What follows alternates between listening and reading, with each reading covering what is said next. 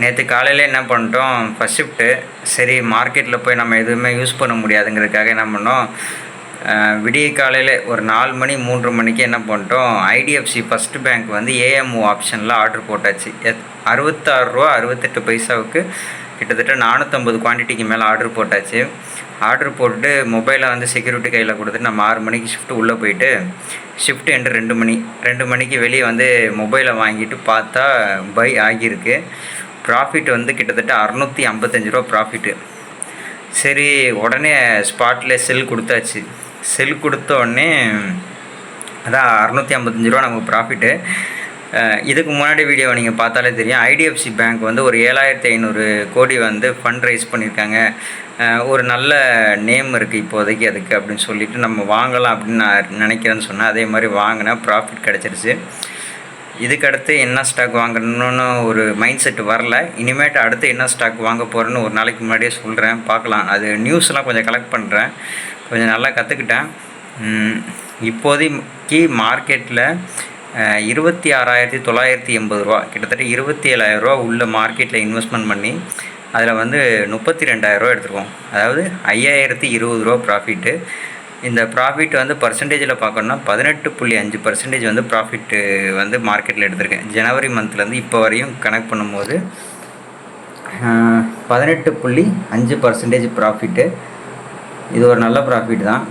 அதுக்கப்புறமா சரி, நேற்று சாயங்காலம் பிளிங்கிட் ஓட்டலான்னு பார்த்தா நல்ல டயர்டு. சரி, தூங்கியாச்சு. சாயங்காலம் தூங்கினது மறுநாள் காலையில் தான் எழுந்திரிச்சேன். நைட்டு சாப்பிடல, சரியான தூக்கம்.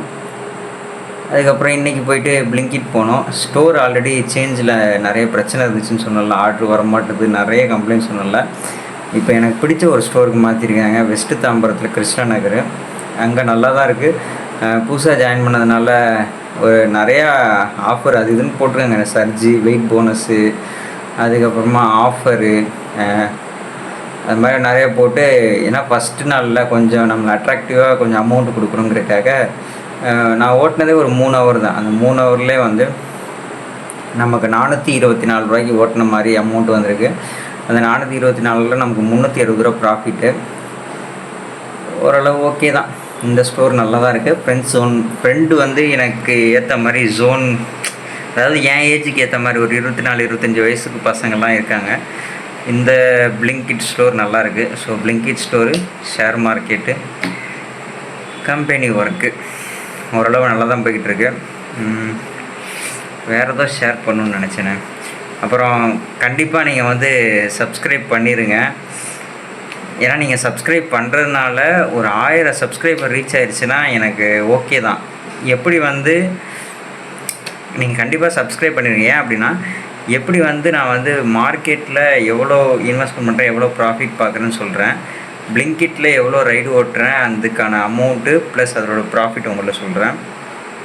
அதே மாதிரி யூடியூப்லேயும் நான் ஏர்ன் பண்ண ஆரம்பிச்சிட்டேன்னா கம்பல்சரி நான் இதையும் ஷேர் பண்ணுவேன். எவ்வளோ சப்ஸ்கிரைப் பண்ணேன், எத்தனை நாள் ஆச்சு, எத்தனை வீடியோ போட்டேன், இதில் உள்ள இதையும் நான் சொல்லுவேன் உங்களுக்கு. 1000 சப்ஸ்கிரைபர் தாண்டிடுச்சு, வாட்ச் ஹவர்ஸ் 4000 வாட்ச் ஹவர்ஸ் ஆகிடுச்சுன்னா ஒரு எலிஜிபிலிட்டி வந்துட்டோம், ஏர்னிங்ஸ் பண்ணுறதுக்கு எலிஜிபிலிட்டி வந்துட்டோம் அப்படின்னா கம்பல்சரி நான் எவ்வளோ ஏர்ன் பண்ணால் அது எப்படி என்னென்ன அந்த டீட்டெயில் நான் உங்கள்கிட்ட ஷேர் பண்ணுவேன். அதில் ஒரு பிரச்சனையும் இல்லை. ஸோ சப்ஸ்கிரைப் பண்ணி சப்போர்ட் பண்ணுங்கள். வேறு இதை தவிர்த்து ரஸ்னா பிஸ்னஸ் ஒன்று ஸ்டார்ட் பண்ணேன். அந்த ரஸ்னா பிஸ்னஸ் வந்து ரொம்ப ஸ்லோவாக மூவ் ஆச்சு. ப்ராஃபிட்லாம் ஓகே தான், ப்ராஃபிட் எடுத்தேன். ஒரே ஒரு கடைக்கு மட்டும் ரஸ்னா சப்ளை பண்ணுறேன். அதுவும் கொஞ்ச நாள் போகட்டும். எல்லா வேலையும் சேர்த்து பார்க்குறதுனால நம்மளால் பேலன்ஸ் பண்ண முடியல. அதாவது கம்பெனி ஒர்க் போகிறோம், 8 ஹவர்ஸ் ஒர்க்கு, ஆனால் போகிறதுக்கு ட்ராவல் 1 ஹவர், வரதுக்கு 1 ஹவர் ட்ராவல், அதுவே 10 ஹவர்ஸ் ஆயிடுச்சு. அங்கே கம்பெனியில் சாப்பிட்றோம், அது ஒரு 40 நிமிஷம் கணக்கு. எப்படினாலும் 12 ஹவர்ஸ் அங்கே கம்பெனியில் போயிடுது. அது போக பிளிங்கிட் ஓட்டுறோம். இதுக்கு இடைப்பட்ட டைமில் கொஞ்சம் அப்பப்போ ஒரு 1/4 மணி நேரம் 20 நிமிஷம் கிடைக்கும். அப்போ மார்க்கெட் நியூஸ்லாம் பார்த்து மார்க்கெட்டுக்கு கொஞ்சம் டைம் ஸ்பெண்ட் பண்ணுறேன். இதுவே 3 ஆயிடுச்சு. அது போக யூடியூபுக்கு நான் இப்போ ரெக்கார்ட் பண்ணுறது, எடிட் பண்ணுறது, இது ஒரு 4வது வேலை. 5வது வேலை ரஸ்னா. அது ரஸ்னா வந்து நிறைய கடை பிடிச்சிட்டோம் அப்படின்னா என்ன ஆகும்னா, நமக்கு ரஸ்னாவுக்கு ரொம்ப டைம் செலவு பண்ணுற மாதிரி இருக்கும். அதனால் கொஞ்சம் பொறுமையாக போவோம் அப்படின்னு வச்சுருக்கோம். அதுக்கடுத்து வீட்டில் பேச்சுலர் ரூம் தான். ஸோ ரூமை ரொம்ப க்ளீனாக வச்சுக்கணும். க்ளீனாக வச்சுக்க முடியல, க்ளீனாக வச்சுக்கணும்.